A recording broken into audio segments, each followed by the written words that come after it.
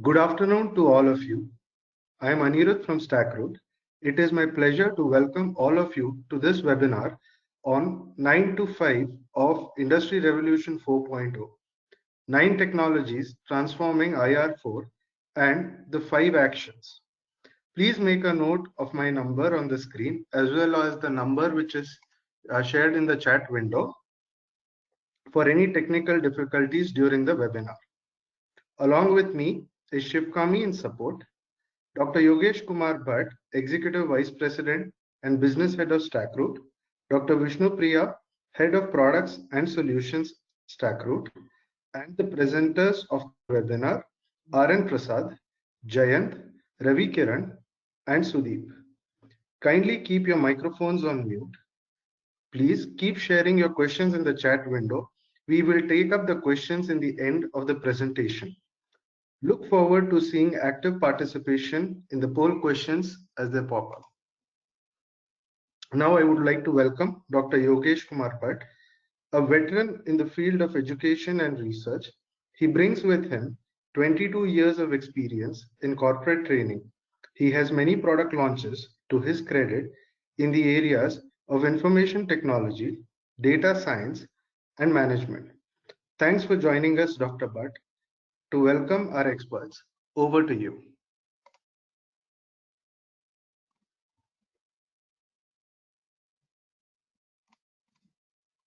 Am I audible? Yes, sir. Okay, great. So thanks, Anirudh, for the introduction. I'm Yogesh Bhatt here. First of all, let me welcome all of you to this webinar. Good morning, good afternoon, good evening to you wherever you are. We are glad that you could join us for this webinar in this afternoon at Bangalore, which could be whatever time zone for you. What I intend to do here is to take just a few minutes before I hand it over to the speakers. Just wanted to introduce us and the speakers. First, let's introduce us, your host, which is StackRoute. StackRoute is a venture of an IIT, and it is mandated to empower high-performance teams.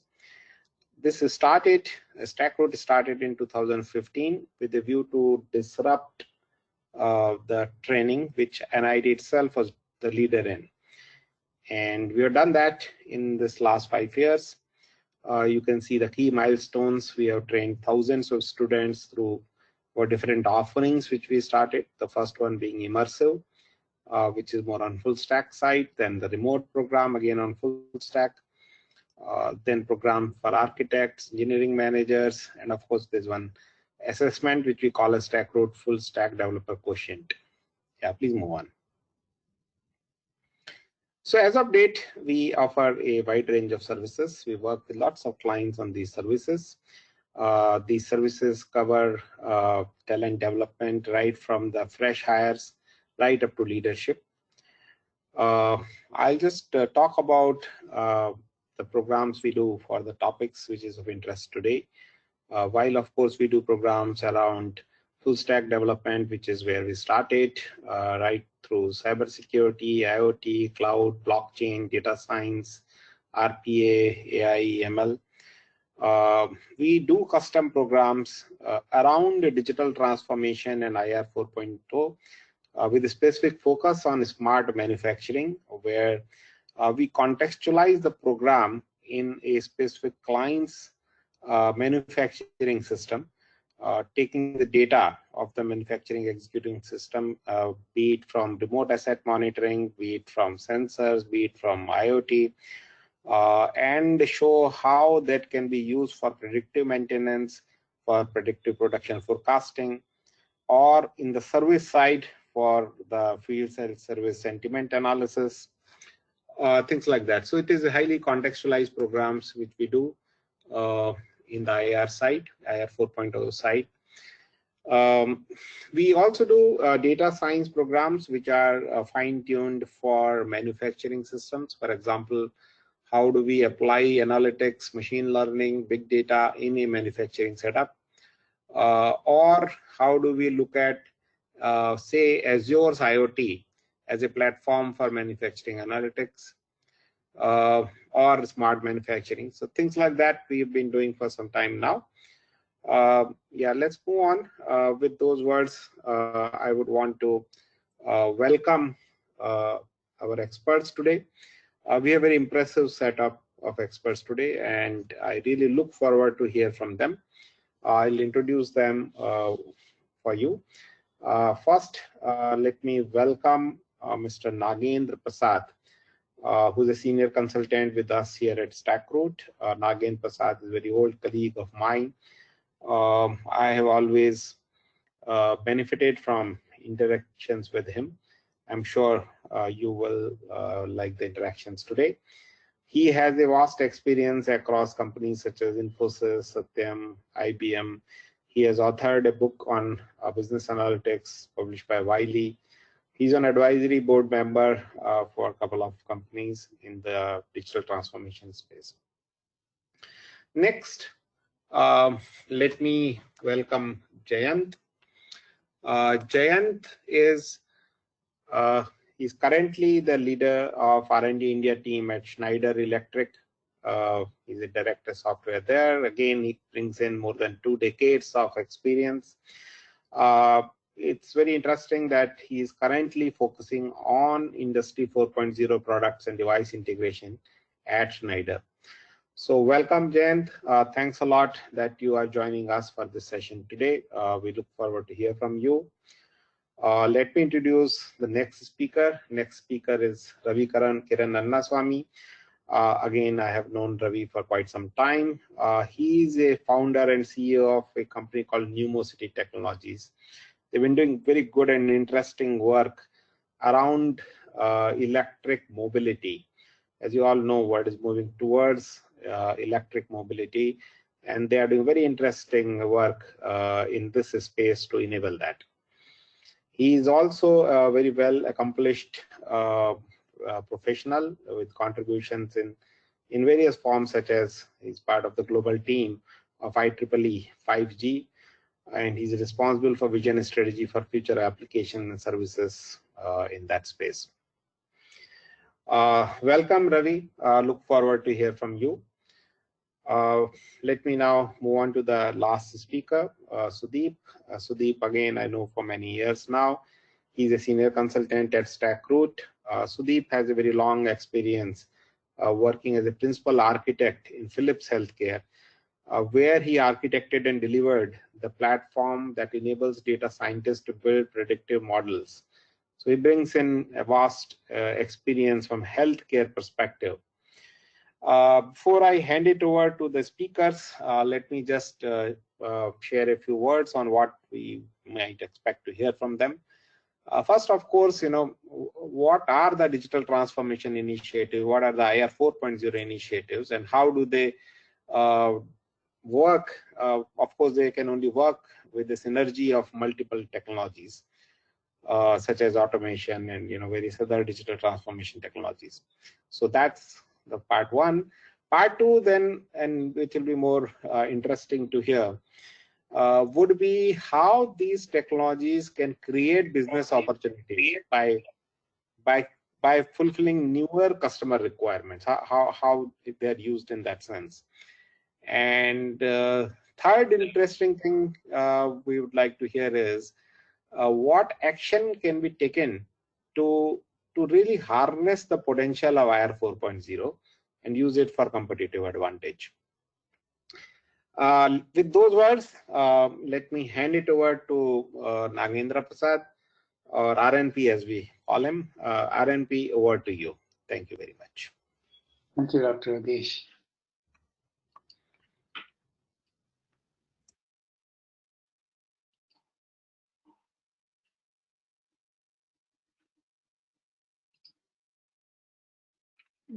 Just a confirmation, are you able to see my screen? No, sir, not yet. Not yet, sir.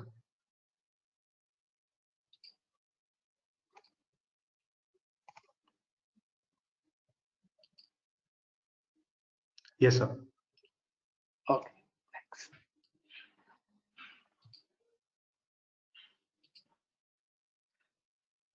Thanks, Dr. Yogesh, for the introduction. And I also would like to extend a warm welcome to each one of you who have joined this session today in the afternoon. I guess the temperature is increasing everywhere, and also the internet is showing up in different places with different speeds, because many people seem to be using the situation of the lockdown to watch movies, etc. And now you have chosen to be here. We really appreciate. Now, I would like to just spend the initial few minutes just to bring up to speed why this particular webinar. I and my colleagues will be sharing with you some of the very important aspects of how this industrial revolution or Industry 4.0 is going to make a significant impact in the way that we not only manufacture things, but the way we look at supply chain, the way we really look at transporting the goods that we manufacture, and also build a very close relationship with the consumers who really use our products. So we are really going to reach to the leaf level. We were possibly at a remote end of the manufacturing entity, and now we have an opportunity with all the digital technologies to really see how we can really be very close to our customers, irrespective of where they are in the world. So that's the idea that we want to really convey. As Dr. Yogesh has mentioned, there are 4 of us who are going to be talking about that.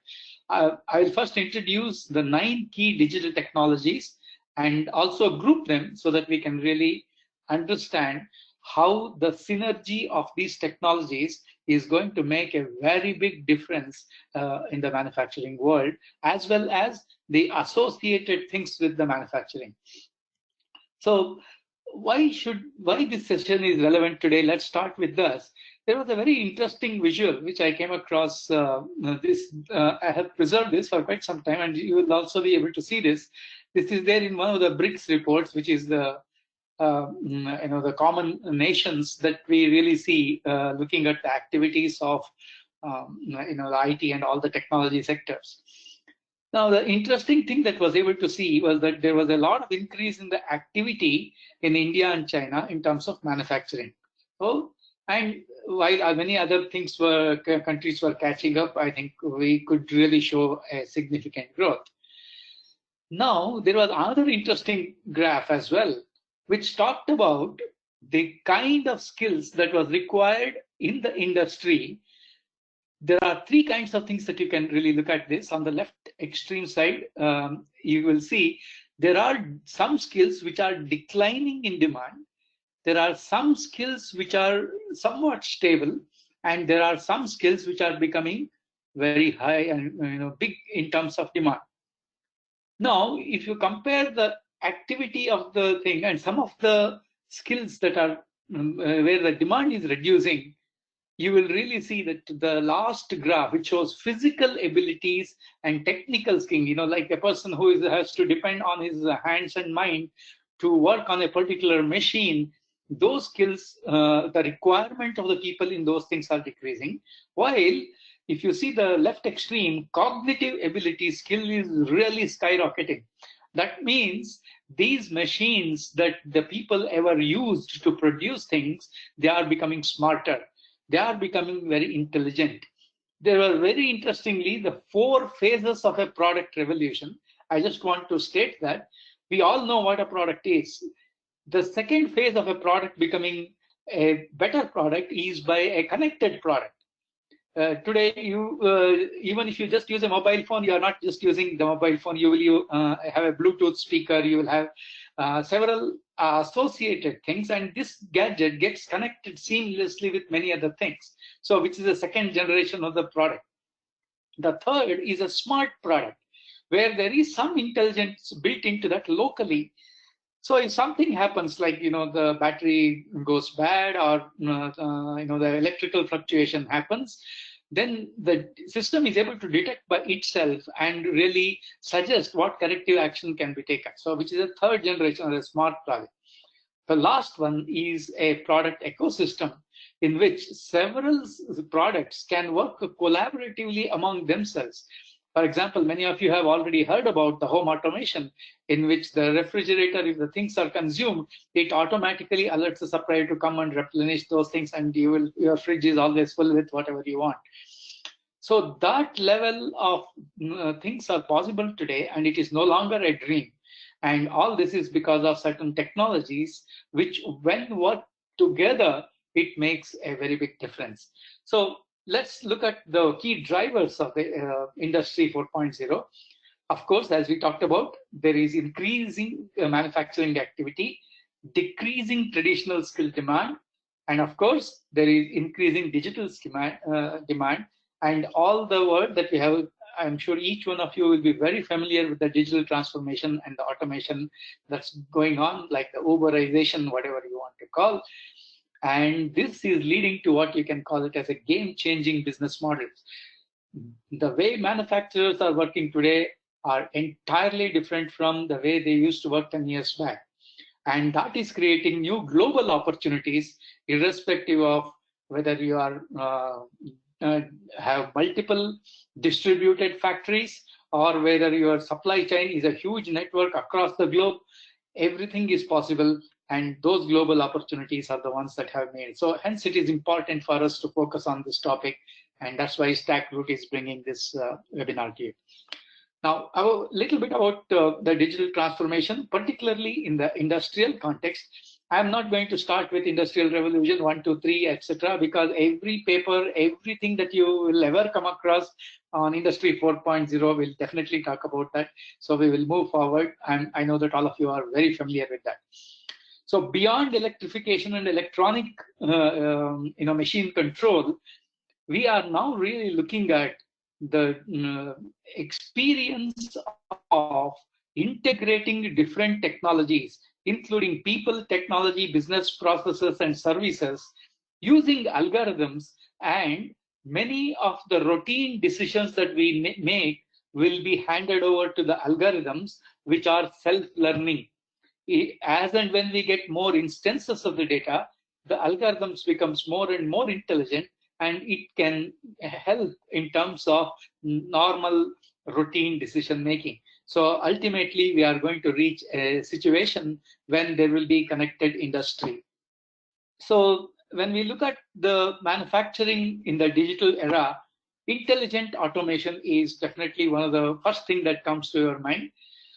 I just want to pause and tell about a very interesting things, which was also one of my very personal habits. If many of you remember, in Discovery Channel, there used to be a very specific program called How It Works or How It Is Done. These two were very, very interesting programs to me, and particularly the How It Is Done used to be more centered around food products, how Lay's chips is done, or how Hershey's chocolate is produced, or everything else. But it was great fun watching how they really look at and not only the supply chain. They would start from a global map and say where they go get the ingredients, how they assure the quality, how they process, how they produce in such a large scale, how they transport, how they bring it to the consumer, how they really innovate and really make products which are very consumer oriented. All these things, and even now you can watch many of those things on the YouTube. The channel still exists, and today I still use this as a benchmark, because if you watch 5 videos, you will find 5 best practices which you can cross-pollinate and really make a very interesting, innovative sense for yourselves. And that in those Discovery Channel videos also includes how smartphones are manufactured, how accessories are manufactured, how, for example, our laptop is manufactured. All those videos are still there. I sincerely encourage you to take a look at some of those things, because that really gives a very, very different perspective of automation in manufacturing. Then the reliable cyber physical systems, where, as you see in the picture, It is no longer that you have to turn the levers and push the buttons and rotate the wheels in order to control the machine. A typical thing like an iPad can control the entire activities of the machine. With all this, the entire facility of manufacturing becomes highly agile. One of the biggest challenges I possibly everybody had was that if the quantity of the batch was small, you will only wonder how will I really schedule such an operation.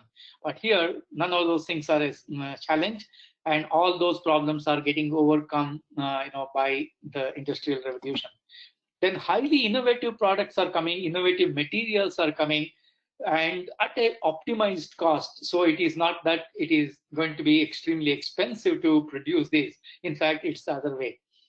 And productivity improvements are enormous because machines will not ask for holiday. And with digital technologies like predictive analytics, you can even predict maintenance is possible. And whenever a machine is down, that capacity can be redistributed to other similar machines and really maintain your throughput. All these things are possible. So at the bottom, it has 4 key things. The 4 C's, as we call, are the essence of manufacturing in the digital era, is capturing digital information at the source, like sensors. That's a very strategic thing which has happened. And machines can follow digital instruction, and that too with a remote control, with algorithms. Computing has gone a lot more than whatever that we have seen, and you have algorithms at every stage that can really make the parts that are manufactured very accurate and even very much customized, like the mass customization. And of course, there are new materials, and of course, we'll talk about 3D printing and many other technologies which are having a very huge impact, including human beings. Like you could get 3D printed parts for the human body as well. So there are 9 technologies that are really working in synergy in this context. And I would like to classify them into 3 clusters. So that's what you are really seeing here. The first cluster comprising of cloud computing, IoT, stream data processing, big data analytics. I could even add stream data processing to big data analytics. It's anyway one of the data types. And cyber security. These 4 can be looked at more like a foundational technology. And this is the necessity or the real foundation on which the other things are going to be built up. Then there are very specific technologies which make a lot of sense for the manufacturing industry, like the augmented reality. You can go to places which you cannot go. You can simulate the processes without actually having to get those machines and try it out. 3D printing, as we talked about, are the new materials. By depositing, you can create structures which can be as good as a final part, and there is no difference at all. Then advanced robotics can really help in terms of the mass production, and really not just there in terms of in the factory floor, but as well as in the warehouse or material handling or any of those aspects. Or robotics is going to become very critical technology. Now, the other backbone which really helps all these things to work in a concerted way, like an orchestra, is the mobile network. We are all very much promised that the mobile 5G systems will offer extraordinarily high speed, and it can connect to billions of devices, and the latency of transmission of data between 2 machines will be almost nothing. So with all those great advancements, you can really see the synergy happening. But what remains, which is the last one, which is a very critical component of Industry 4.0, is the system interfaces and integration. How do you make, these are the touch interfaces, these are voice controlled interfaces. And I'm sure many of you would have heard that Alexa is used in the industry to order routine materials that are required, which you possibly call it as a C category of the material which has to be replenished in the inventory.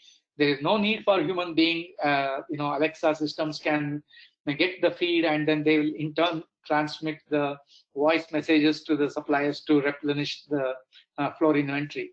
So in this context, the cloud computing unifies all the data coming from several different factories or several stores, several warehouses, even trucks and other things which are handled in the logistics part. Your entire supply chain data can be there on the cloud. So cloud essentially is the backbone that you need in order to get the thing. And of course, cloud computing and the last one, which we talked about, 5G mobile, they are really going to bring a very big thing, change in the way that we are really looking at manufacturing. Then IoT and IIoT, Industrial Internet of Things, which is more specific to this, where the variety of sensors, thousands of different types of sensors, and if you have followed the Raspberry Pi kind of a car, the local intelligence that can be built into a very small device can be astonishing. Bain and Company, which is a consulting company, has written a wonderful paper on the experience of using a washing machine in the digital era. If any of you have a chance, I again suggest that take a look at that. It can really be a very interesting read. And similarly, Harvard has written, how would you visit to a digital hospital, which is completely changed with digital technologies in 2025, would look like? What is the experience of visiting a hospital? These are the things that are really happening now. And critical thing that we have to pay attention, of course, is about security, because we are now opening up all the machines and other things onto the network. And that's, of course, is a concern. At the same time, it is possible to manage with a well thought through security mechanisms. So this is the one which I really wanted to spend time and introduce to the 9 technologies: cloud computing, IoT or IIoT, analytics in general, and predictive, prescriptive. And today we have crossed all those things, and today we are talking what's called augmented analytics. And that's where we are currently today, where decisions are augmented by machine learning algorithms. And of course, security is becoming at every level, including the edge to all the way up to the cloud. And of course, the other things are very specific. The integration of systems is also becoming extremely important with modern interfaces. Touch and voice are becoming extremely important, because voice commands are going to be even more intelligent, just like we are using Siri or equivalent in any other thing in a digital assistant.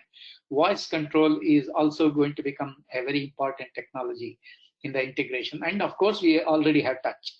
So with this background, I just want to say what's the whole message of the whatever I've spoken so far. Digital ecosystem is going to be the future. We are going to mature from product to connected product to a smart product to the product ecosystem. Automation is a very strategic imperative. Digital technologies will definitely drive the industrial transformation. Cloud analytics, mobility, AR, VR, 3D printing, robotics, etc. are going to be very important elements. And welcome to Industry 4.0. So with this, I would like to also just to get your attention to some of the places where you can see very interesting information about this. In the manufacturing technology giant called SIBO, you will find very interesting stuff. Bosch, of course, has wonderful videos. Articles and other things are available in Medium, Strategy Plus Business, and Flipboard. And how it is made in Discovery Science, and also several videos that are available about Industry 4.0. With this, I would like to move on to the next important topic of how actually all these things are really used in businesses today, and appreciate you being with us today.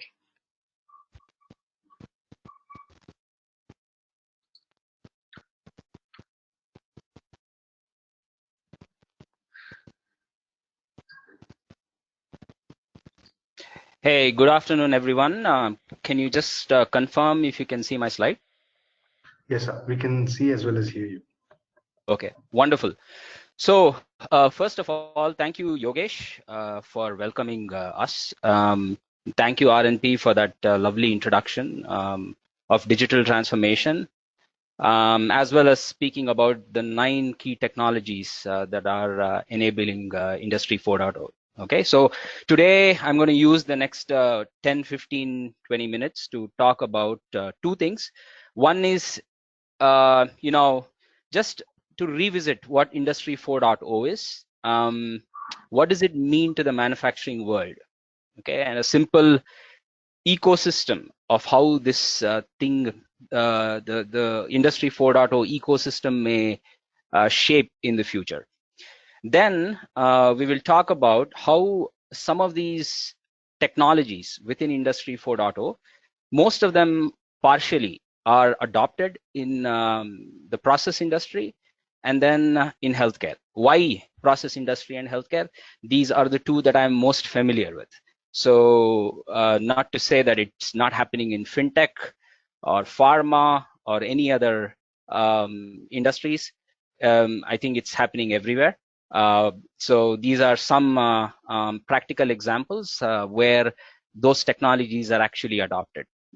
Okay, so let's move on to the next slide.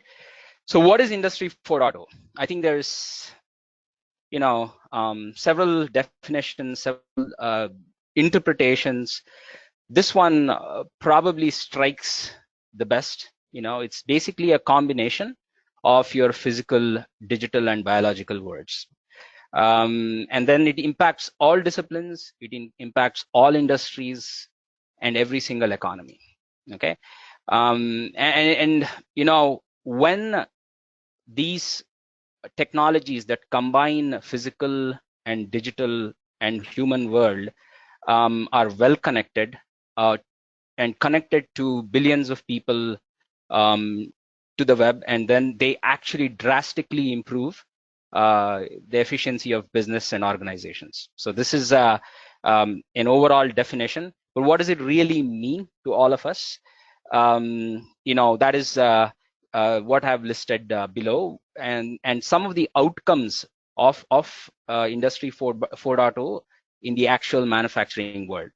Right. So first off, before we get into that, Industry 4.0 is a term that is coined by the German industry, and people refer to it in other jargons as well. I think some of you may have even heard of industrial internet, and that was actually coined by GE. It's mostly an American word, and then future of industry. So whatever you hear, it is the same thing. But just going back to what RNP said, right? The IoT endpoints, those devices that actually connect, that have the ability to connect and then collect data and transmit, these IoT endpoints are just shaping Industry 4.0 in a big way. Today, in 2019, these endpoints, there's actually about 4.5 billion endpoints, and there is an actual revenue of about 200 billion. So people who are actually looking at smart devices, there is actually revenue associated with it. Okay, and why are our customers actually buying these endpoints? And that's what's listed down there. Mainly in the manufacturing world, you can optimize the entire manufacturing process. And what RNP calls the fundamentals of the technology, gathering data, big data, making sure that your manufacturing process is optimized is a huge advantage. Your asset utilization is actually going to improve predominantly, and also your asset utilization, like your people, can actually work on tasks that are much more important in the value chain and leave many of the mundane things for automation. So this is another huge advantage. Productivity, I mean, it's been shown that IIoT in many industries can offer up to 30% productivity. So if when you go to a steel plant or some other plant, automotive plant, and say, I'm going to provide a solution that offers 30% higher productivity, who will not want to take it, right? A little bit more about supply chain and inventory optimization. This is critical. When somebody, as we move along, right, when you order something, what happens in the middle doesn't really matter. The supply chain, inventory management, and manufacturing will automatically take care, and the customized offer actually arrives at your home or office. This is what the future should actually look like, right? And then finally, improved after-sales services. So customer services, with some of these technologies have really taken hold, chat-enabled, voice-enabled customer service, quick response times. So even customer services in general are beginning to make money.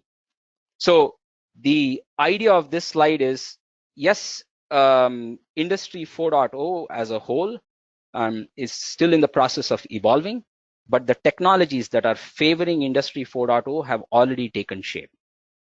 Okay, so a quick overview of what Industry 3.0 used to look like, where you had you had products, and it's a pyramid where it's a hardware-based structures. Many of the functions that the products were going to make were bound to the hardware. Okay, and then for example, a motor or a drive. The function of a motor was bound to that hardware physically. Any kind of communication between the device world, the control world, and the rest of the cyber world, right? And was all based on more of a hierarchical communication. But in the new world, you are actually going to have products that are smart. And what that means is they are connected, they have flexible machines, they have flexible systems. Functions that these products perform are distributed throughout the network.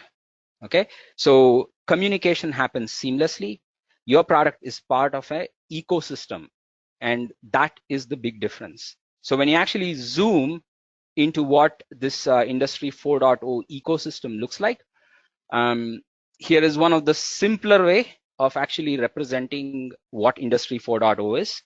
CPPS is your cyber physical production system. So it's a convergence of what happens in your device world versus what happens in the cyber world, right? So CPPS critically links your devices, that is your electronic and mechanical components, and how they actually communicate with each other through a network. Okay, and this network is bound to improve with the adoption of 5G. It's becoming faster, it's becoming more dedicated, it's becoming more secure. And then your cyber physical systems also ensure that you are not just connecting the devices to each other, but also to the ecosystem as well. Okay, so inside a factory, sensors, control elements, these are the things that actually enable your machines. They will be linked to plants, fleets, networks, and humans. So this entire ecosystem is, when it is functional with the smart networks, is called as a smart factory. Okay, so we have tons of smart factories in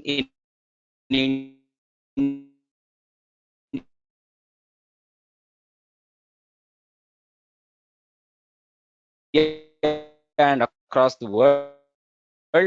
So the definition really some are more limited now, and some of the information collected to display. This is good enough to be called a smart factory. However, in the real world, right, these smart factories have to actually be communicating with the remaining part of the smart infrastructure. How many of these, I would say, sectors of businesses are actually doing this? Not very many. So when this happens, when your smart factories are actually connected to smart buildings, then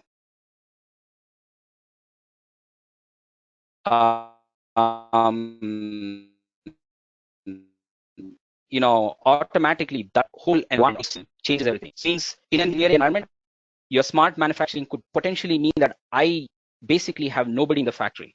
Okay,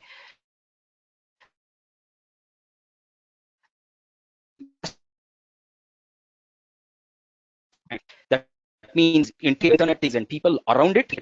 So Industry 4.0 environment is that entire system. And different sectors.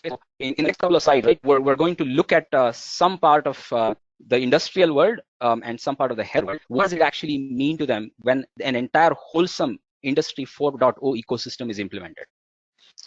Okay, so let's move on to the actual practical implementation of some of this. I will start with one that is near and dear to many of our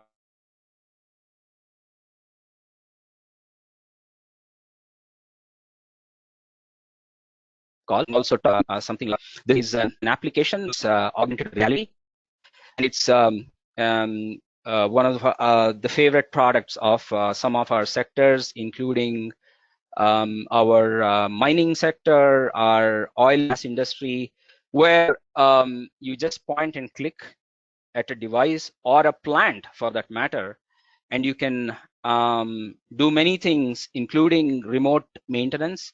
Nowadays, we are calling it touchless maintenance because of COVID. You know, you don't want to touch a machine. Other people have actually put their hands on. You can go through a step-by-step instruction of all the maintenance activities and get it done without anything. And the information for any device that is actually augmented by looking through it is also helpful for training of many of the operators. Okay, so a lot of things right now, this is mainly used in your control system and mechanical world, but augmented operator is also going to be used in the electrical world soon. We'll be able to recognize 3D objects, and something that RNP described, right? Your augmented analytics will also be part of this. So simple application, but a huge help in some of the industries that we work with. So moving right along, you know, before I actually jump into the next slide, there are some industries where they use technologies like what we just talked about, you know, simple IoT applications where partially your Industry 4.0 is implemented. But there are other industries that have a vision of what they really want to do, and they're getting closer and closer. No, these are not the Googles and the Microsofts. So this is actually the mining industry. Okay, so for the mining industry, right, the nirvana, the North Star is, I don't want to send my people into those mines. They are extremely dangerous. I want to be able to completely monitor the mines remotely. I want to be able to drill. I want to extract the minerals and the metals. I want to put it on a hauling system, and I just wanted to get it back to where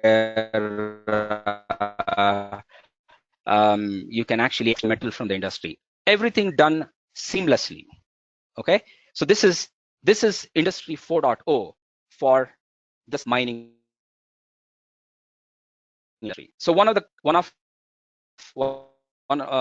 is not they are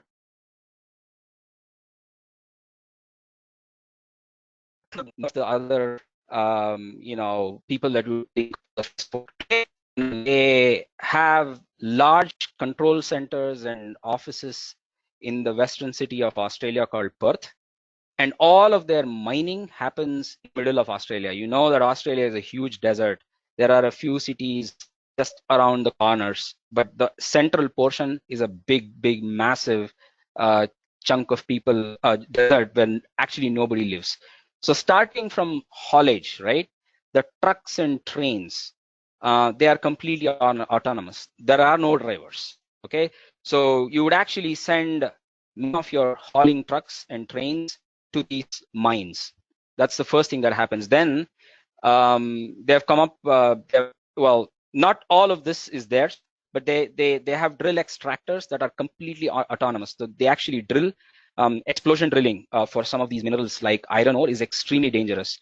So the complete process of drilling using extractors are completely autonomous there. Okay, then Rio Tinto itself is investing into something called a smart mining or mine automation system.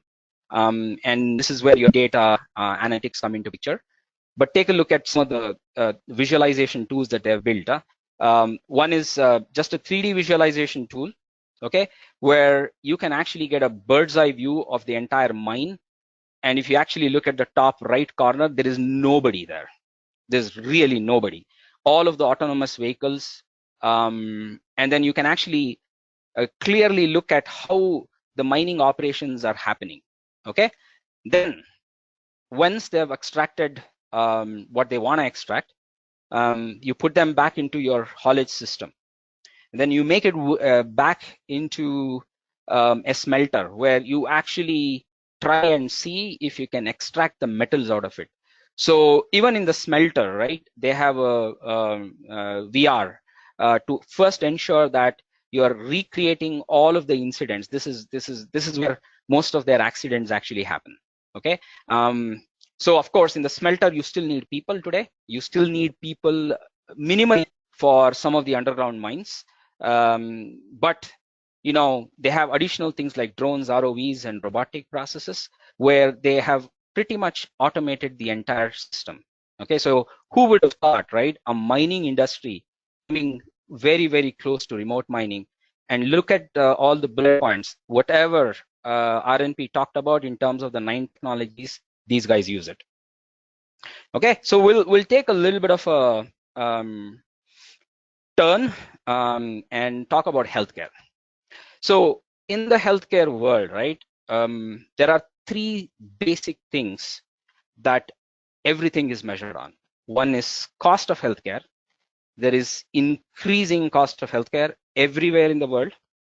Okay, more so in the developed nations, but even in India, I mean, hospitals are not getting any cheaper, right? Quality of healthcare, very, very important. And then the access. So access mostly for the developing nations, right? So how is your Industry 4.0 helping in these 3 factors? Your first thing is 3D printing. 3D printing, additive manufacturing has simply revolutionized healthcare industry. Okay, so look at that diagram on the left. It's really not a Disney World. Okay, it's actually the radiology department of University of Pittsburgh Medical Center. Just imagine kids having dangerous diseases to enter MR and PET scanners, and the whole experience is so frightening. With additive manufacturing, they have replicated a Disney World or an aquarium where the kids can go in. They can actually sit in one of those beds and actually go in. It replicates your entire environment in a theme park. And then also the machines with the newer technologies are almost soundless.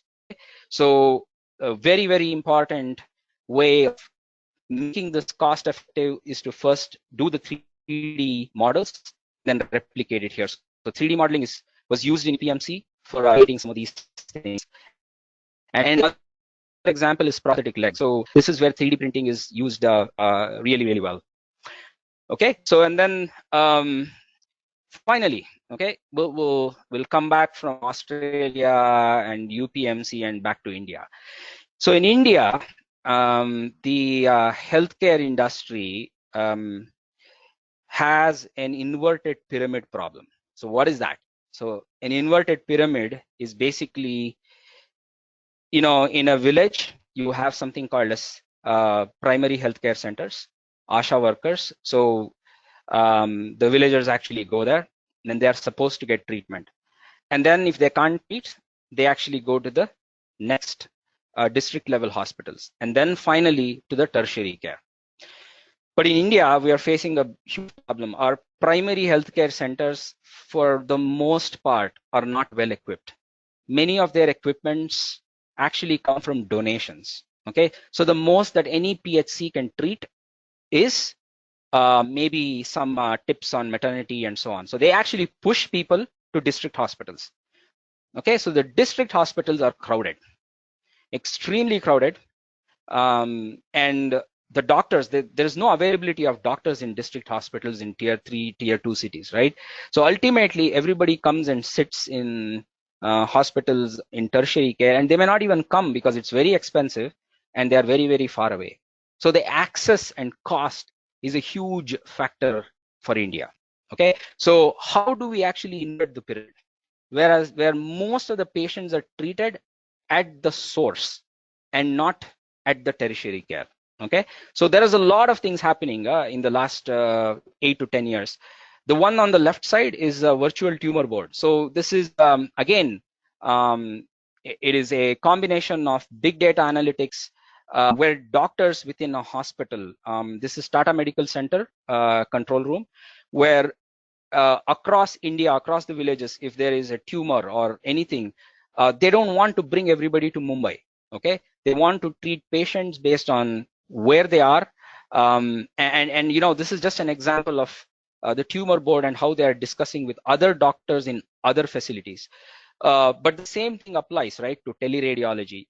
You know, you can get a X-ray in one of the secondary or primary care healthcare centers. You can just use WhatsApp to upload these images to a data center, and then the teleradiology part of it happens in the tertiary care. So a lot of revolution.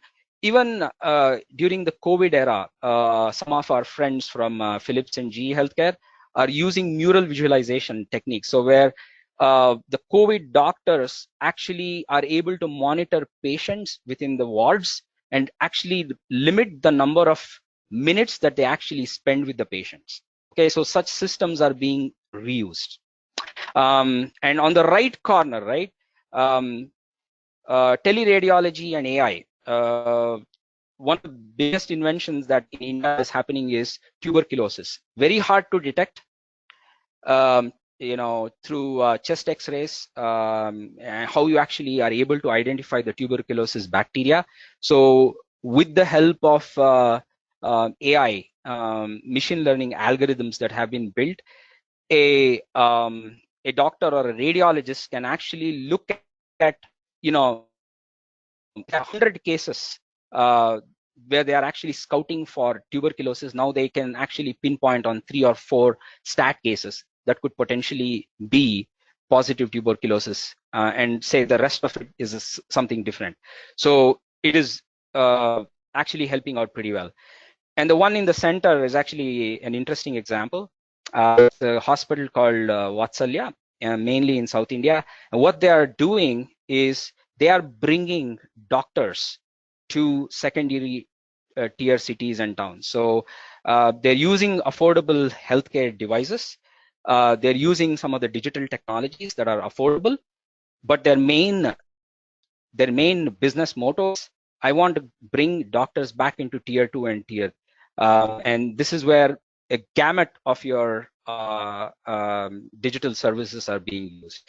So whether hospitals, whether industries are adopting Industry 4.0 as a whole, partially they have been adopted really, really well in these industries.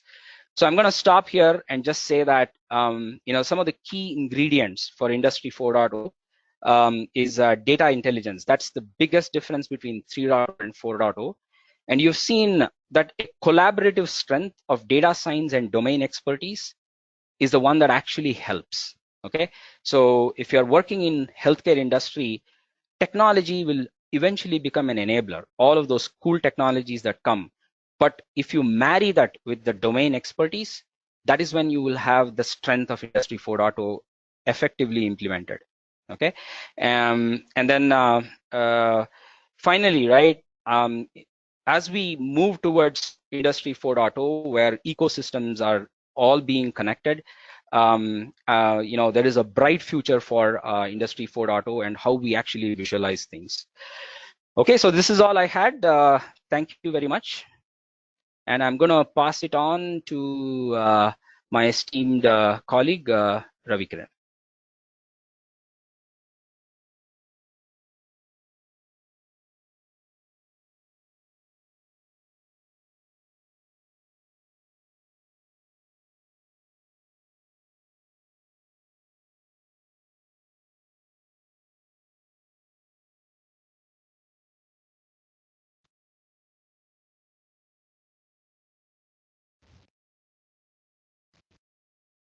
Thank you, Jayanth. And good afternoon to all of you.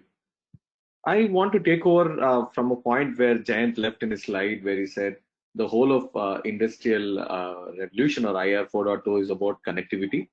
But I want to give you certain examples and certain use cases from a smaller perspective. I think that's what I would like to look at. Just a confirmation, I'm audible, right? Just reconfirming. Yes, sir. Okay. So my experience is mainly in the Indian market. At this point of time, most of what we share is other stuff what we have done with a couple of customers. These are real world examples where we did some work. And one of the first things we noticed is when we talk about IR as a broader context, I think it's a transformative project where a lot more things have to be done. The businesses are really looking at their specific use cases and specific problems where they expect a company, a startup or not, to come and help them so that they experience it, and that becomes their first step to getting into the IR revolution. So what we saw is we need to solve specific problems and demonstrate value for them, a business value, through a point solution. We were not never going in giving them an end-to-end solution, but it was a point solution. Also, another aspect we realized is it's not just the solution. You need to be a consulting partner for this transformation. Many a times they want somebody to talk to, evaluate multiple options, multiple solution options, multiple technology options, and try to find out what is best for their problem. Anybody trying to do anything in the IR domain, you need to be consultative and you need to have a solution approach. It's never going to be one solution for everything. There's going to be multiple solutions. And as a startup, you should solve only a niche problem. And there is going to be larger platforms like with larger MNCs and others who come in with broader platforms which can solve a lot of problems. Then usually the approach is to integrate. If you remember what RNP talked in his 9 technologies, one of the key element there is to integrate and system integrate. I think that's an approach to always keep in mind, that you need to be ready to integrate into a larger platform. In our experience, the first thing is you can call it IoT solutions, but most of the problem is connectivity, collecting all the data into a reliable and a secure cloud. That's where the data moves in. And once the data moves into the cloud, we build a various software-based, analytic-based workflows, orchestration layers and solutions which solve the business problem. And we are able to demonstrate how it solves and what value it brings. We have done looking at various problems in solar space, industrial automation. Now we work very closely on mobility, but I picked up some of the cases where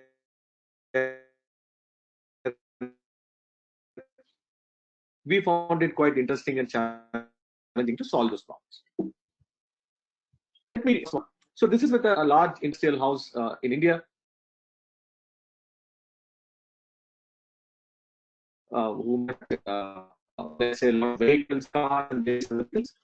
They use a lot of forklifts within their factory. Forklift is a electric vehicle which carries their manufacturing goods from one point in the factory to the other point. These factories are pretty large scale sites, and a lot of material has to be moved from point A to point B very efficiently for the rest of the automated industrial manufacturing to work. So, but these vehicles are not autonomous, they are driven by drivers. They have several hundreds of them running in the factory. Now, the challenge they had, a very clear challenge they had was these vehicles were not very efficiently used, and there was always a demand for newer vehicles to come, and it's a huge investment for them to add them. Management was very clear that these equipment assets were not fully utilized or rightly utilized. So a couple of challenges which on the business side they had was they weren't sure whether all the vehicles are running all the time and what is the uptime of these vehicles, because looks like a lot of drivers used to park this forklift in one corner and not do anything with those. So they wanted a utilization and asset utilization of all these forklifts. Second is to get more work done at the same time. They would lift more weight than what the forklift can carry at any point of time. And that was a bigger challenge because you need to know what amount of weight has been lifted. Is it within the limits or is it above the limit? I think that's another aspect which the business wanted to know. And also oil, because there is a lot of, some of them are not electric, some of them are oil. There is also need to measure how many liters of oil is being used, because there is also a lot of theft happening within the factory. So there were a lot of on the ground problems. It's a real world scenario. So we went in and tried to solve this, but it ended up to be quite a challenging thing, because one was just to get the sensors in place. The weight sensor was a big challenge because of the design of the forklift, and we were force fitting a lot of them. But once we solved all of them, what we achieved was it's a real-time indoor location tracking, because we couldn't use GPS. It was completely a BLE based, Bluetooth based network we created, so that within a factory, within a shed, we could still track where these vehicles are going around. And GPS was there when they go out of the sheds. I think that was still there. We were also looking at giving a real-time tracking of all the vehicles. So in terms of having a dashboard by which they can track where the vehicles are moving or not, payload weight and carriage height, because it was also not only about the weight it was carrying, how high it lifts the weight, also a big factor of breakdown of these forklifts. So we analyzed that, and we added a lot of sensors to get that data in place. Once all of this is in the cloud, we were trying to integrate with even their driver work allocation, including to their complete factory workflow. Eventually, what we helped them in forklift is to say completely a database, a decision system by which they could find out their asset utilization, they could find out driver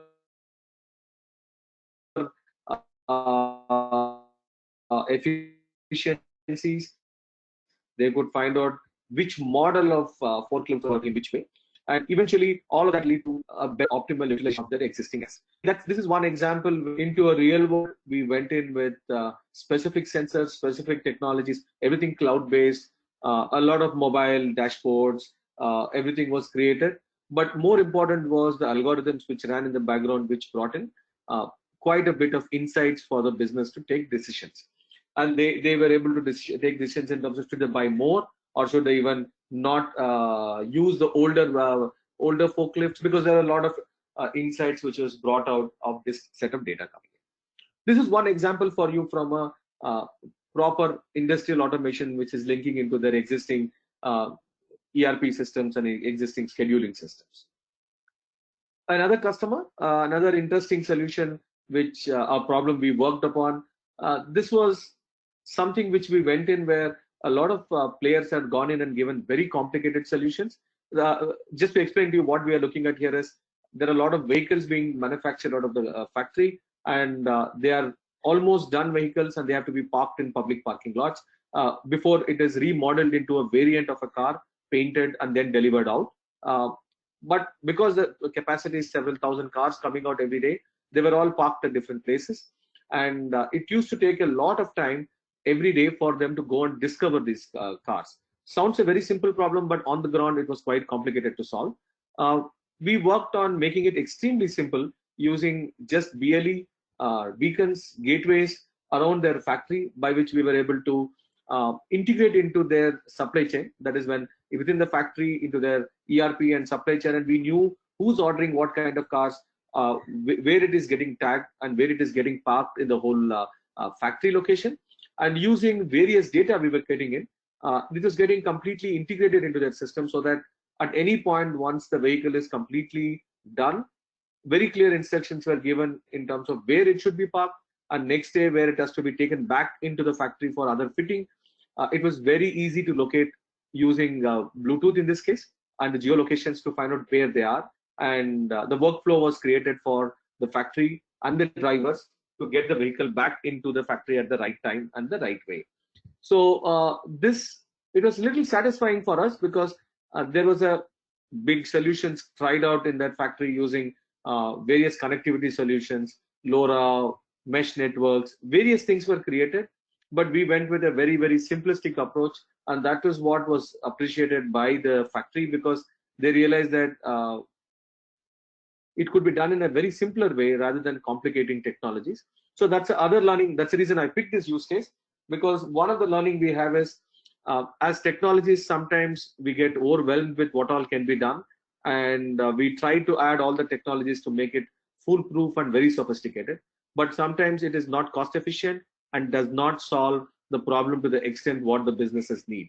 So one approach always we have to keep in mind is, It's not about force fitting a technology. It's about solving the problem and find the right technology, however simple it is and however easy it is to deploy. I think that should be the approach, and we would be able to solve those problems in a very, very efficient way. Another topic, which is a different domain altogether, nothing to do with IIoTs. This is to do with solar plants. This is an example from a solar plant. India is deploying massive solar plants, solar grids wherever there is enough sunlight throughout the country. And in fact, the overall production of solar is reached more than 12% of our total production of electricity right now.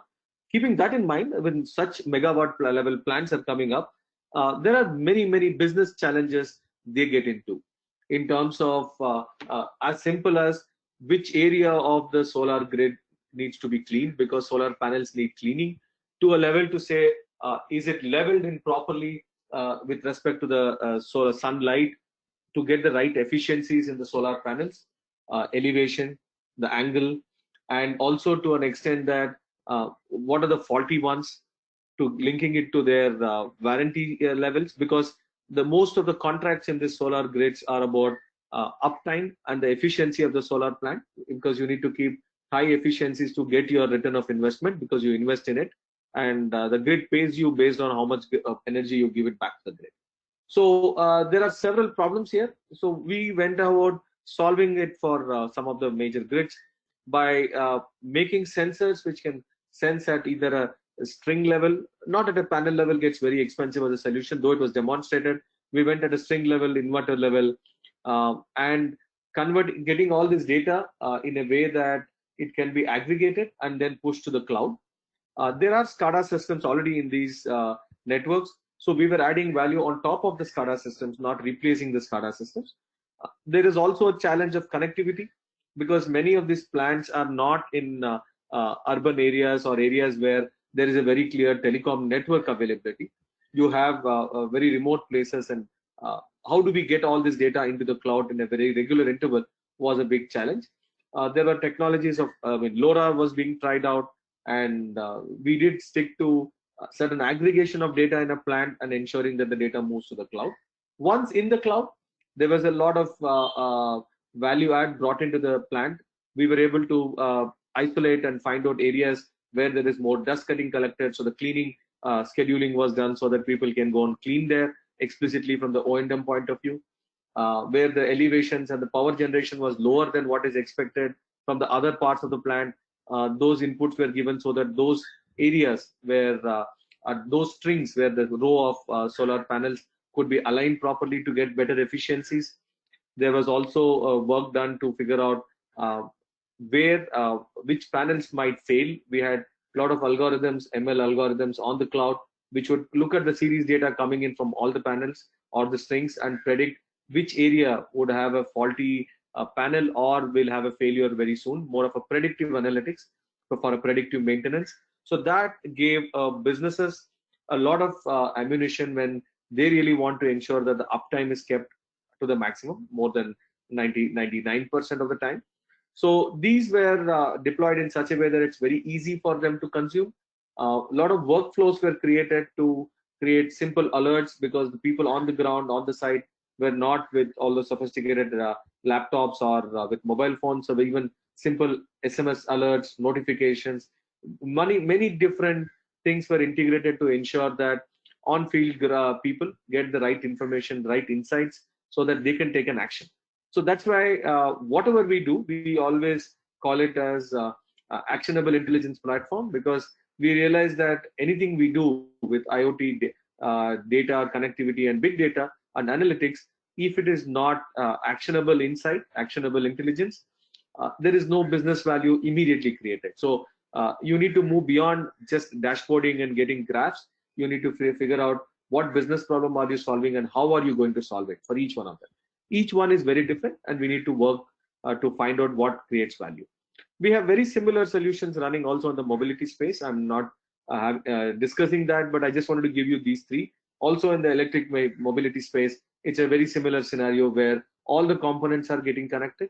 All the components send data starting from the vehicle, the battery, the charger, the passenger or the driver data. All the data moves to the cloud, and then there are multiple workflows done to ensure vehicle is optimally utilized. Battery is the most expensive component, how the battery life cycle is optimally utilized, and so with the charger and the grid. So if you start looking at it, multiple domains, multiple spaces, uh, connectivity, big data, cloud, secure systems are all getting deployed, and most of them are getting integrated into the existing larger systems, whether it is CRM, whether it is ERP, whether it is any of the other larger IoT platforms which are coming in. So eventually you integrate into a larger picture. From our point of view, when we looked at any of these platforms, what we kept in mind is it has to be multi-vendor, because if you are a startup, you need to work with various equipment which is already existing in the field, and you need to collect data and manage them. So we have worked with all kinds of equipment. In some cases, we have worked with PLCs from multiple OEMs, like it could be Siemens, Schneider, it could be any one of them, where we integrate with multiple vendors. So that's where the data starts to come in very easy. One of the biggest thing is a common problem everybody wants to solve first is to know when does it break, preventive maintenance and predictive maintenance. So we approached that very carefully, and we wanted to see based on the data available, that is that when it breaks is more predictive, at the same time also when it happens preventive. We worked on use cases to find out that meantime between failures, trying to optimize the whole workflow, and also trying to look at the loss which the business would make in case any of this downtime happens, and then create workflows to minimize this loss. Like I said, creating alerts, creating forecasts on how they can handle this business, and using the data, create very clear workflows for their business people to come in and solve those problems. So these were certain key criteria we kept in mind when we worked on any of these solutions, solutions for these problems across domains. We always take a very similar approach, try to solve the problem with a very point solution for it, be flexible, integrate with multiple systems, and always our solutions have been cloud-based. So that gives us access to data at a massive scale, so that you can write a lot more algorithms, lot more intelligence to make sense, to make the problem to be solved. I think that's something which we keep in mind. I think that's something which I wanted to share from our journey into IR, into industrial IoT or IIoT space, mobility space, and solar, multiple different domains, just that you get an idea of how it gets applied and deployed. Here, I would like to hand over to Sudeep. Sudeep, over to you. Thank you, Ravi. And Anirudh, please confirm if I am audible. Yes, you're audible. Okay, good. Yeah. Okay. Welcome everybody. And you saw a lot of great applications from both Jayanth and Ravi. And I would just like to finish off with a slightly futuristic view as to what, as technical people, we should do with architectures, or as leaders, what kind of architecture should be aimed for. So in the first bullet, it says evolution as the objective of an integration architecture. So architectures could have many objectives, including just being clean, good modularity, cohesion, coupling, these kind of things. But then all of them, in my view, should have one goal, which is evolution. I will substantiate why I think like that. The second thing is always evolve towards what? So evolve towards a system of engagement.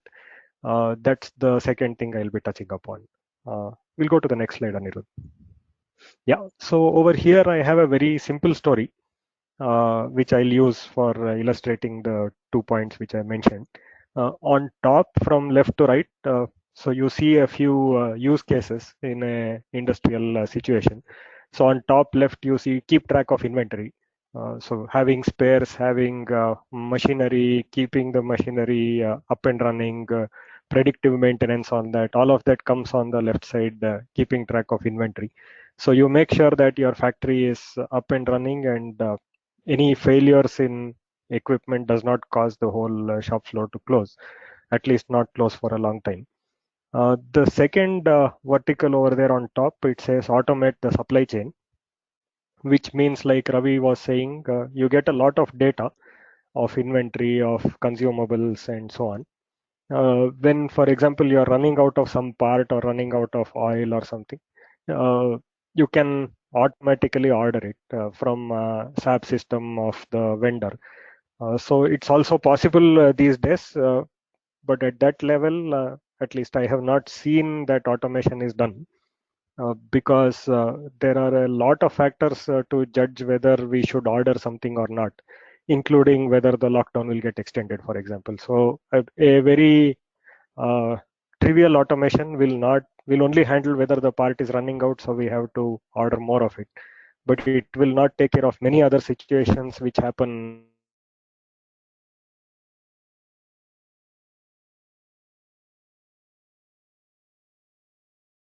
every year is unique, right? So it doesn't take care of. So I would say mostly a lot of work is happening in keep track of inventory. That will happen. There will be many vendors who will keep track of inventory. But our architecture, if it has to evolve towards a system of engagement and remain competitive, is that we have to look rightwards. So the first step to look rightwards is to automate something. As of now, automations are a little trivial. So they may not measure up to the needs of today. Till now, what we have talked about, I would like to call a system of record. So it's about collecting data, keeping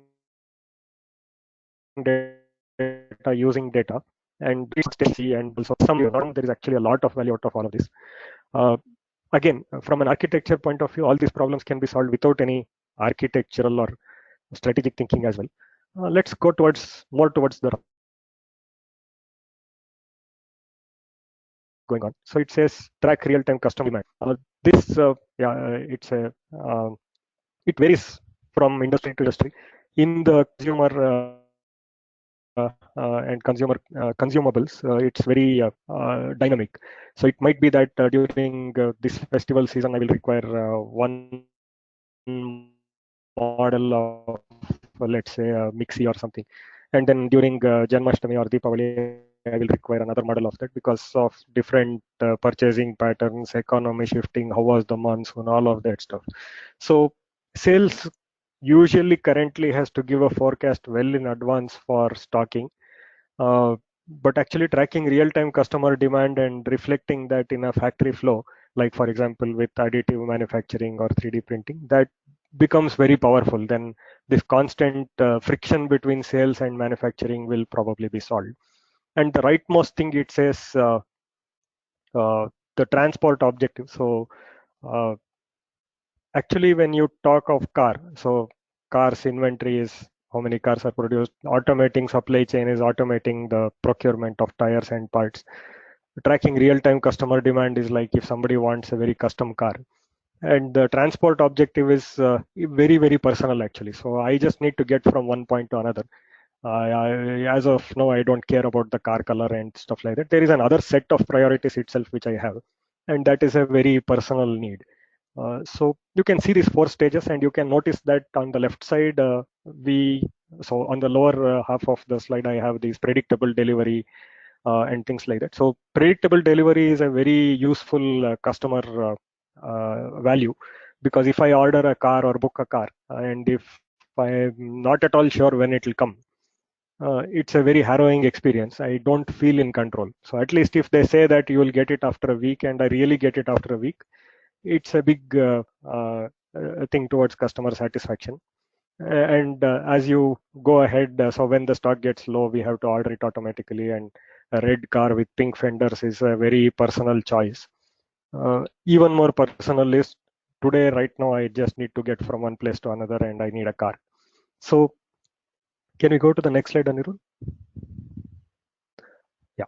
So in this one, I just, with the triangle, I want to put the 3 aspects of digital transformation. So in the book, Digital Transformation Game Plan, mostly the engagement of a customer has 3 components. The customer has to feel in control, and that's why we are so thrilled when we get those blue dart updates on the package which is arriving, or Amazon saying that something will arrive in 3 days something will arrive, tomorrow something will arrive today, and that's the feeling of control. Maybe it has no like practical use anyway, it will come after 3 days, but then the feeling of control is very important in customer engagement. The next thing is the peace of mind. So mostly like predictability, and I know that I'll get something when I need it. I don't have to stock everything and spend unnecessary inventory. So that is the peace of mind. And on the right side, we have ultimate personalization, which is basically my need right now will be met.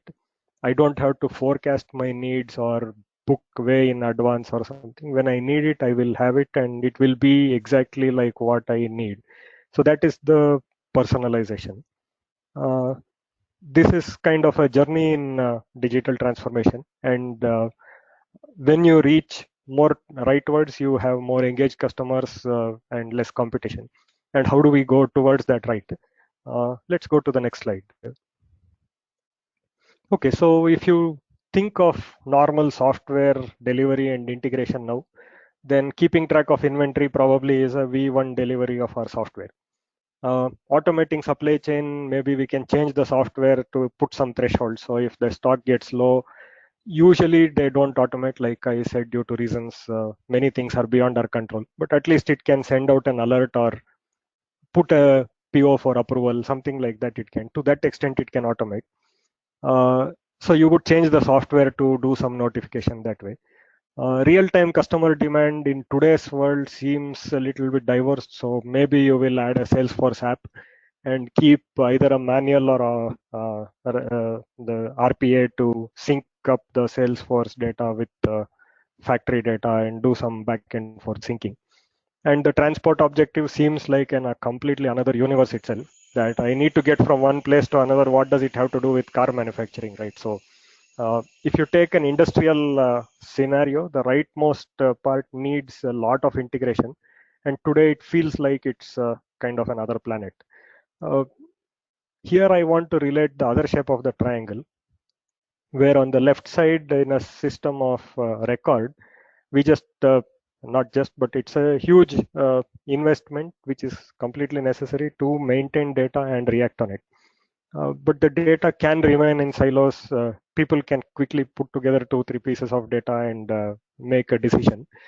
It might actually be risky to automate those decisions without knowing what the customer really needs. So in the middle, we say integrate the CRM. So a CRM like Salesforce will link up customer sales, and if it links up manufacturing as well, then it would be a great a boon. But like Ravi was saying, solutions which have high probability of success will be small solutions. It will not be humongous solutions. When they are small solutions, you will have small vendors and many small vendors, each talking its own language and its own approach to the problem. And integrate CRM is not such a simple thing, because a lot of different vendors, different data has to be integrated together. And on the right side, the transport objective is obviously Uber or Ola. And because of their tremendous success, at least before the lockdown, we think that they have solved the problem. But really, if you think, okay, it's still something novel, right? Okay, I order a car and it comes. Still, we feel glad about it. Once that novelty becomes a commodity, then I think already people are expecting that, for example, a car which comes should not be smelling, even though the driver has slept in it the entire night. Maybe a car which comes today, if you were to, if at all after the lockdown, if you are booking Ola or Uber, if he switches on the AC, you will be nervous. So because who has sat in the car previously? So these are things which, according to me, need a lot of personalization, feeling of control, and peace of mind to be delivered. Which as of now, the maximum the apps will do is ensure safety, like a physical safety. But then, what has been the state of the car before, and how can you be ensured that you will get a clean and well maintained car? That is where I think a lot of personalization can come, and it shifts all the way to the left, right? So if you need running cars at high performance, then you need to keep spares, keep servicing them, and have a general uptime. both in terms of working car as well as a pleasing driving experience or a riding experience. So in that sense, we need to track actually a lot more data than what we are tracking now, from a lot more wide variety of sources than what we are having now, and put all of that together to ensure that if, for example, I am a car company and an aggregator, let's say, partners with me, I am able to deliver an engagement to him. So I'm able to deliver customer engagement to my customer. So that is the power that we get by putting a lot of data points together. We'll just look at two philosophies of putting this data together. Yeah, so if you take again the same triangle on the previous slide, integrate more and more and more and stuff. Integration has two philosophies, both of which are successful, and both are alive right now in the world. So on the left side, you see a common data model, sometimes called enterprise data model, but that's a very involved term. But basically some common data model which is standardizing across everybody. So if you have a customer, the customer is identified in the same way inside your CRM, the customer is identified the same way by Uber. It's hard to enforce that in today, because today's enterprise doesn't mean one company, it means a lot of companies coming together to deliver something. And if all of them have to standardize codes and identifications and things like that, it will slow down everybody, because everybody has to agree on something to be able to do anything. So this common data model, you will find it a little more prevalent in healthcare and banking and those industries, where, for example, KYC means the same thing or same set of small things, whichever bank you go to. So those kind of things are enforced by regulations over there. On the right side, you see more vertical splitting. So you have a CRM as a function, ERP as a function. Maybe these are very big functions also. You will have many smaller functions in them. Like, for example, enrolling a new person will be a function by itself. And each of them has a contract, which is actually a contract not tied to the data, but tied to the function. So if a CRM wants a particular sale, the date of the sale, the place of it, and who are involved, and what is the expectation out of that, that is what it will do. So if you think of a JavaScript implementation, it will be a JSON object with exactly these fields. It doesn't matter actually what is the real representation of the data. As far as the CRM is concerned, it is seeing its contract. Down below, usually you will see event sourcing. Because what is happening in the real world is events. Somebody books something, somebody cancels something, somebody runs out of something, somebody has excess of something else. So these are the kind of events that are happening in the real world. And these contracts will put together those events to give some meaningful data upwards. So when you have this, it's a combination of the event sourcing, consumer-driven contracts, and either you can call it as vertical splitting or functional decomposition.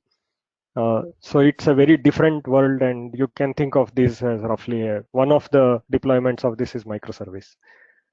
With this, I come to my summary. Anirudh, yeah, thank you. So yeah, in summary, we see the evolution as an objective for integration architectures, because there is no single standard. At least the possibility of having a single standard keeps coming down as you integrate more and more. The second thing we saw is the guiding light for us is consumer objectives, because customer engagement is what we want to drive. Consumer-driven contracts will speak in customer language. So with consumer-driven contracts as opposed to data-driven contracts, we know that we are going to maximize value, because we only implement what the customer needs when he needs it, like you saw in the previous presentations as well. And we don't keep dreaming of something else might happen, something else might happen. Everything is pointing towards customer engagement, and the architecture is able to evolve towards that, though it doesn't know what finally it will look like. Functional decomposition as a vertical slice, this is another of my favorites, because the more vertical your slicing is, the less things will interfere, and you will always be able to evolve something, or if something additional happens, the previous ones don't break, and so on. So it enables you to achieve a much shorter cycle time. and all of it you can put together for a system of engagement, because more and more we want to engage the end customer who pays for the product, and the organizational complexities which were there in the digital era, they will keep going down. So this is my take for a technical person or a leader who is having to drive technical decisions. I feel this will act as a good principle to follow. In every decision, we need to ask, are we moving towards customer engagement, and how does this contribute towards more engagement? In that way, we will keep on the cutting edge always. Okay, this was my last slide. Thank you. And if there are any questions, please post them in the chat. I see there is already one question there. So just a second, Sudeep, before we Okay. move on to the questions, I'll be releasing a poll question on how helpful was the webinar to you. Please select an option. The poll will be open for 30 seconds.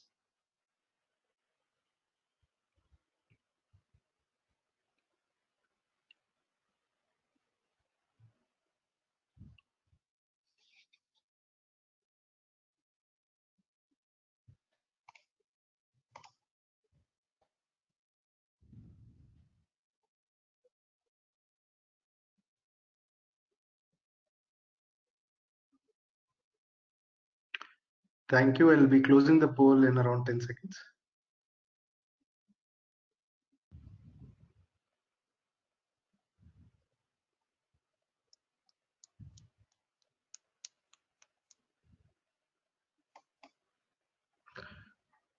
Thank you. There is one question in the chat. Thank you, Chetan, from Amit. I would request any of the speakers to address the question whom you feel is Sudeep? Yeah, I can take that. So yeah, it's yeah, in the Indian context, you are right, because personalization in our culture is not something we give a great importance to. We are used to a lot of community living and things like that. But actually, what you see in, for example, the India stack, that's very inspiring for me. For example, if you take Aadhaar with the rest of the payment gateways and the UPI and everything, it's actually when you interact with that system itself, it feels very personal. Previously, I had to input a lot of bank IFSC code, so on and so forth. Even now, many times I have to do that.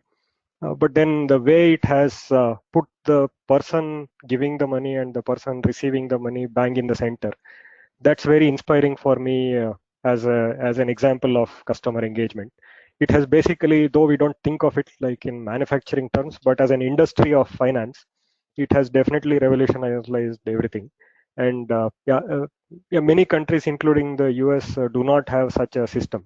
It is still very organization centric, whereas the UPI payments are very customer centric.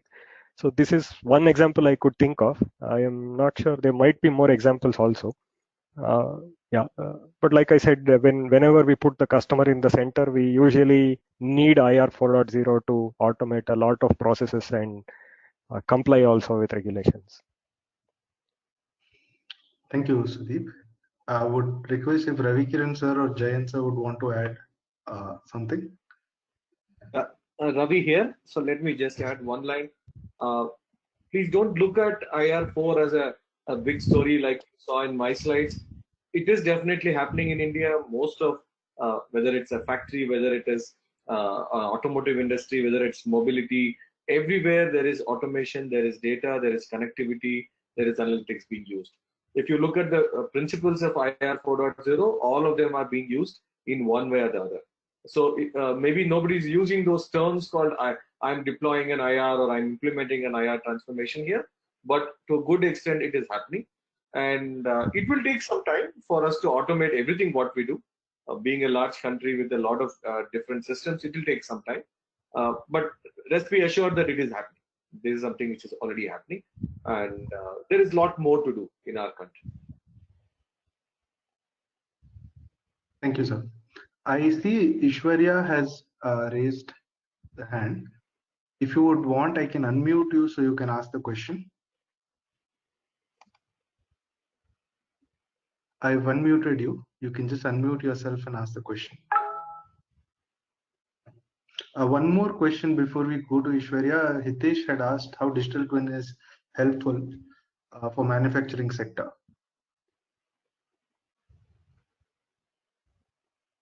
Anirudh, which one will take first? The digital twin question? Yes, digital twin we can take first.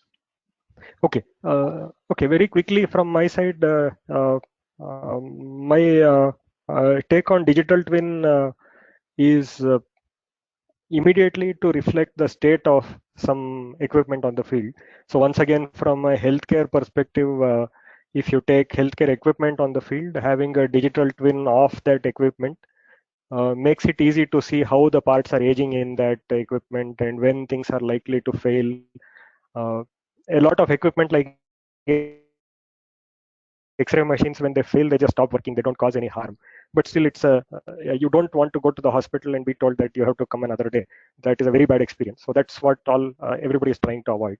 So having a digital twin, one thing is to see the current state of something. I took the example of equipment. It can also be current state of a human being, either in ICU or in home care, to see just how he looks like right now. That's a kind of a twin in the digital world. We can see what is going on without disturbing the patient or without intruding on their day-to-day work. The other part of digital twin is simulation and prediction.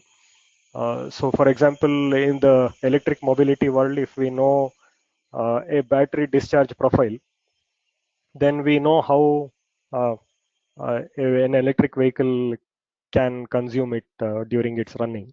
It's not there as of now, but something that probably Ravi and others will be working towards is to predict how far can your vehicle go in. It's different if you keep cruising or if you keep stopping and going. But creating a digital twin of the battery and of the vehicle, combining physics and data, that would be really powerful digital twins over there. Yeah. Thank you, Sudeep. We have another question from Chetan. Jayanth sir, I feel if you could answer this. Post COVID-19, there would be a huge transformation in the industry. Skill sets needed to be changed. What would be new skill set which needs to be engaged to cope up with the post-COVID scenario? Anirudh, Yogesh here. Can you hear me? Yes, sir. Yeah. So, Jayanth, before you come in, I thought I'll take a shot at that question. Not necessarily in terms of IR4, but overall in the industry. So that's a very interesting question for us at StackRoute while we are at the center of skilling. My perspective here is that fundamentally, COVID situation is not changing the direction of the skill set. So, I mean, for example, in terms of IR4, RNP listed 9 skills, and I think they remain relevant as ever a post-COVID situation. On the other hand, what I think this will do is it will give a boost to lots of automation and related digital technologies. Now, just like, I mean, say demonetization was a shock in the system, which pushed the online transactions, right? The whole fintech part got a push, especially the payments, etc. Similarly, here we will get a push on many things. So therefore, it will only, of course, there will be a, I think we are watching a lull before the storm. Very soon there will be, and very soon, I don't know, but the moment we get out of this and see, just remember, if you look at it, it's a calamity of some order, right? So if you see a war somewhere, say in Iraq there was a war, right? After that, you'll see a huge amount of construction activity, right? And so that opportunity, something as bad as war, leads to that opportunity. Similarly, once the industry is back on the feet, and they have to scale up very fast, and they'll need skilled resources.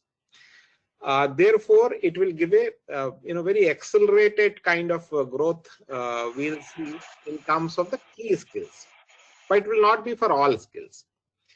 The second important part is that this has kind of shocked the entire industry, and I'm talking from many of the interactions I had recently with many of the HR leaders and some of the business side leaders. They have realized the importance of individuals who are self-driven.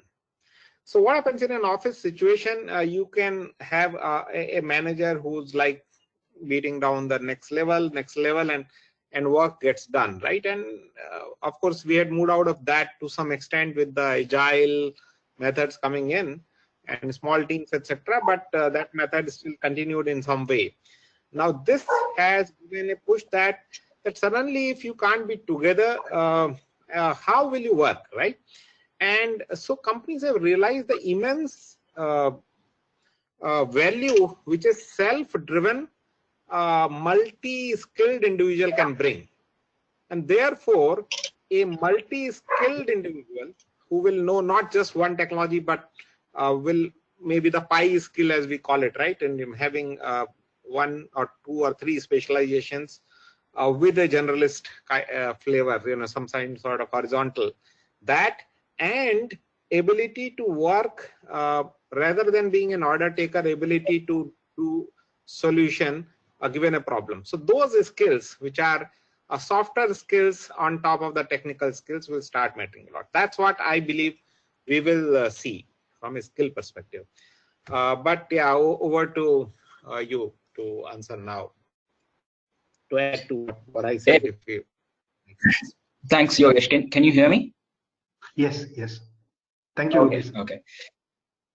Yeah. So I agree. I think more than any of your technology skill sets that matter, after COVID, I would think it's very much your leadership skills, right? I think this is what is going to be important.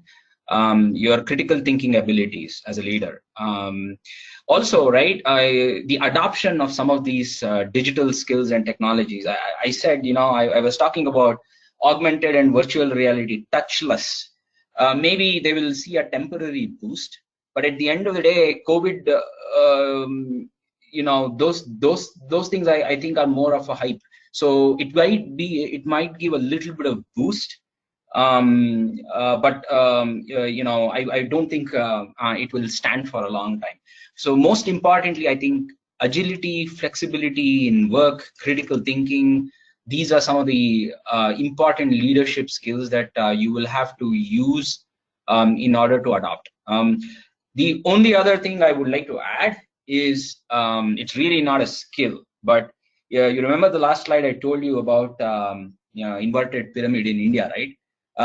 My hope is after this COVID, India is one of the few countries where government hardly invests any money in healthcare, right? And it shows that in countries that have actually invested significantly in healthcare,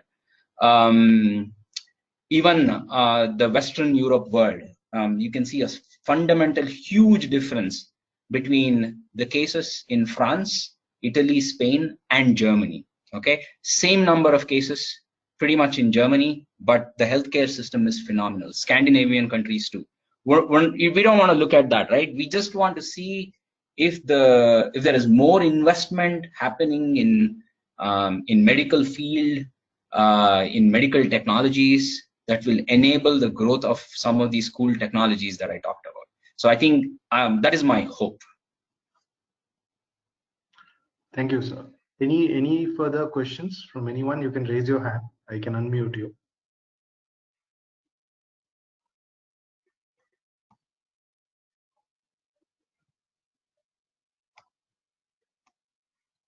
Okay, so I see no further questions. So firstly, I'd like to thank all the audience for being here. out of your busy schedules. Secondly, I'd like to thank all of our presenters who have, spent their valuable time sharing their experience as well as knowledge. Thanks a lot, everyone. Thanks a lot for your time. Thank you. Thank you. Bye-bye. Yeah. Thank you. Thank you, Anirudh, for hosting. Bye. Thank you. Bye.